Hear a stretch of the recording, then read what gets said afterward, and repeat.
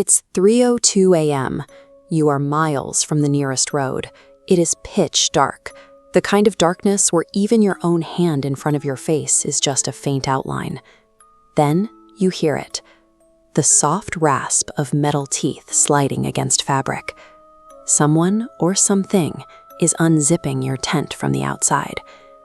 Right before that zipper moved, you likely experienced a very specific environmental shift. Outdoorsmen call it the dead silence. It happens when the wind dies, the crickets stop, the frogs stop. Every ambient noise of the forest drops to zero, and the woods feel as if they are holding their breath. This silence indicates an unnatural presence.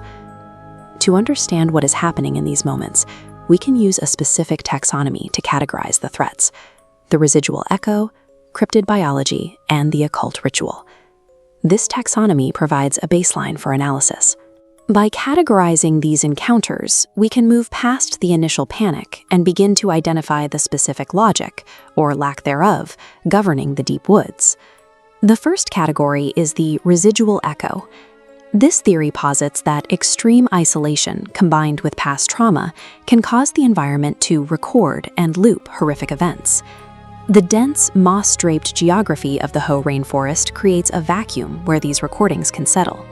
Hikers in these woods have stumbled upon pristine, abandoned campsites with boots neatly lined up and a mug of coffee still sitting on a rock, scenes that appear as if the occupant simply blinked out of existence. Similar evidence exists in the McCormick Wilderness, where witnesses reported an unmoving yellow lantern hovering over a remote lake. It didn't flicker or waver like a standard flame. It remained perfectly still for minutes before blinking out of reality. These phenomena share a distinct lack of interaction. The lantern doesn't follow the witness. The abandoned camp doesn't change.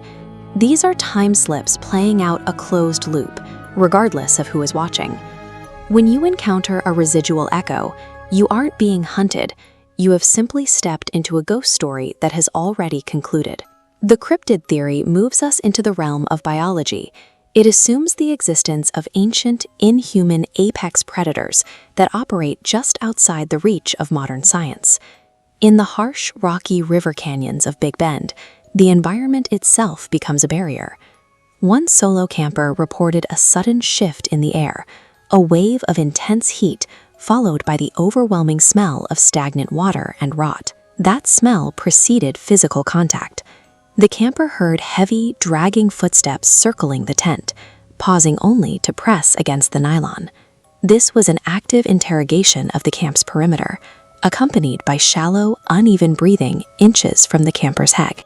The physical remnant of this encounter was found the next morning, a red sleeping bag, torn open and half buried in the sand near a mesquite bush. It was an old piece of gear, edged in a way that suggests something was either living inside it or dragging it as a trophy. This differs from the residual echo because it involves physical interaction. Cryptids leave biological tracks, emit strong odors, and actively test the structural integrity of a tent. The cryptid theory grounds supernatural dread in physical biology. It reduces a human being from a witness to an active piece of the food chain. The occult theory focuses on the deep wilderness as a staging ground for a deliberate, ritualistic intelligence. This category examines evidence of high-level intent, actions that suggest a specific, malevolent goal.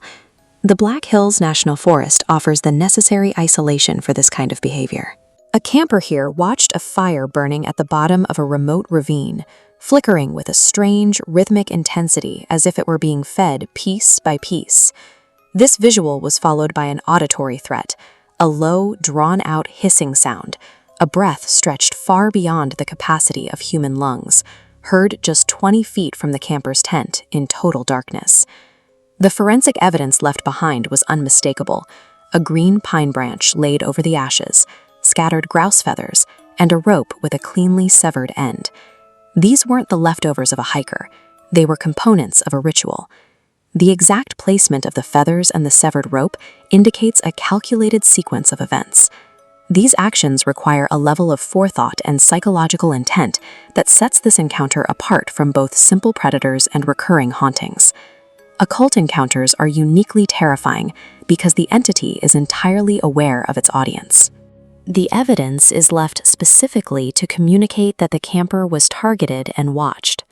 Whether the threat is residual, biological, or ritualistic, the deep woods function as a liminal space where the familiar rules of the world no longer apply.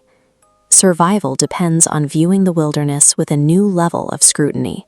It requires acknowledging the landscape as an active, watchful environment rather than a passive sanctuary for recreation. There is one final rule for the backcountry. If the ambient noise of the forest drops to zero, do not wait around